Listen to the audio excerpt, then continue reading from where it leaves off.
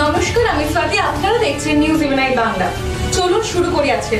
দক্ষিণ চব্বিশ পরগনা জেলার মহেশতলায় রাতে জোড়া অজানা জন্তু দেখে আতঙ্কিত স্থানীয়রা সারা রাত্রি বাঁশ লাঠি হাতে পাহারায়। ঘটনাস্থলে পুলিশের নজরদারি চলছে। ঘটনাটি মহেশতলা 29 নম্বর ওয়ার্ডের চক কৃষ্ণনগর ধারাপাড়াতে রাতে একজোড়া অজানা জন্তু দেখে আতঙ্কিত হয়ে পড়ে গোটা এলাকা। এলাকার যুবকেরা হাতে বাঁশ এবং লাঠি নিয়ে দাঁড়িয়ে থাকে এলাকায়। চাঞ্চল্য ছড়ায় গোটা এলাকায়। খবর পেয়ে ঘটনাস্থলে মহেশতলা থানার পুলিশ পৌঁছে ইতিমধ্যেই খবর দেয় বন দপ্তরকে। এলাকার সিসিটিভিতে ধরা পড়ে অজানা জন্তুর ছবি যাচ্ছে রাস্তা দিয়ে হেঁটে।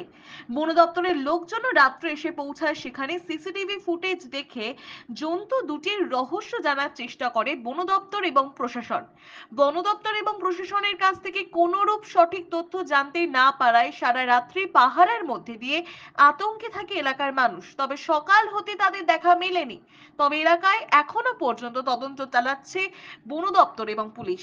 হয়ে যেতে আমাদের বাড়ির সামনে দাঁড়িয়ে গল্প করছে, আমরা আছি আর আমার একটা মামি আছে, একটা কাকা শ্বশুর আছে, দাঁড়িয়ে গল্প করছি। ঠিক জিনিসটা এরকম 3 ফুটের মতো লম্বা হবে, একদম পুরো এরকম মোটা জিনিসটা, মানে এতটা করে শিং আছে আর পুরো কালো হুদমো, এইটুকু নেজ আছে, গর্দানের দিক মানে লোম আছে। একটা লাম মারেছে আর একটা লাম মারতে গিয়েছে, মানে জলেতে পড়ে গেছে বলে আমরা দেখতে পেয়েছি। ওইদিকে সডন চলে গেছে। কাউকে আহত করেছে না, কাউকে আহত করেনি। এরকম যদি হয়, বাচ্চারা তো থাকে আমাদের, তো কচি কচি 3টে বাচ্চা, এই ঘরের পরিস্থিতি যদি ঢুকে যায় আমরা কি করব?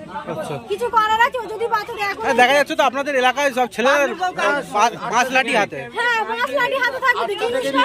এবারে আমরা মহিলা দেখতে পাচ্ছি, গাড়ি ছেলেদের চেল্লাচ্ছি, ওনারাই বাঁশটা নিয়ে আসতেছে, কিন্তু জিনিসটা তো সরে যাচ্ছে, দেখতে তো পাচ্ছি না। যখন গাড়ি ছেলে বাগান মার খুঁজতে যাচ্ছে আর পাচ্ছে না, এই জন্য এই জিনিসটা এরকমই হচ্ছে। এই জায়গাটার নাম এটা চক কৃষ্ণনগর ধারাপাড়া।